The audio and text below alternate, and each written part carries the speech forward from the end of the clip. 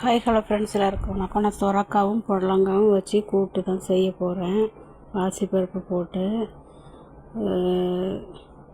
இது சொரக்காவை நல்லா தோல் சீவி பொடிசாக நறுக்கி வச்சுக்கோங்க. நல்லா கழுவிட்டு பாசிப்பருப்பு போட்டு வேக வச்சுட்டு இந்த காயையும் ரெண்டையும் ஒன்றாவே வேக போடலாம். தனித்தனியெலாம் வேக போடணுங்கிற அவசியம் இல்லை.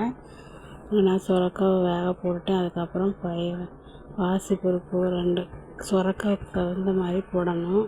கம்மியாக போட்டால் நல்லா இருக்காது, அதனால் கொஞ்சம் அதிகமாகவே போடுங்க. ரெண்டையும் ஒன்றாவே வேக போடலாம், வெந்துடும். இதுக்கு மசாலா தேங்காய், சீரகம், பச்சை மிளகா, சின்ன வெங்காயம் போட்டால் வாசம் வரும். பருப்பு போட்டிருக்கிறதுனால கொஞ்சமாக காயமும் போடுங்க. தேங்காய், பச்சை மிளகா, சின்ன வெங்காயம், சீரகம் தண்ணி விடாமல் அரைக்கணும். அப்படின்னா தான் ரொம்பவும் நைஸாக அரைக்கக்கூடாது.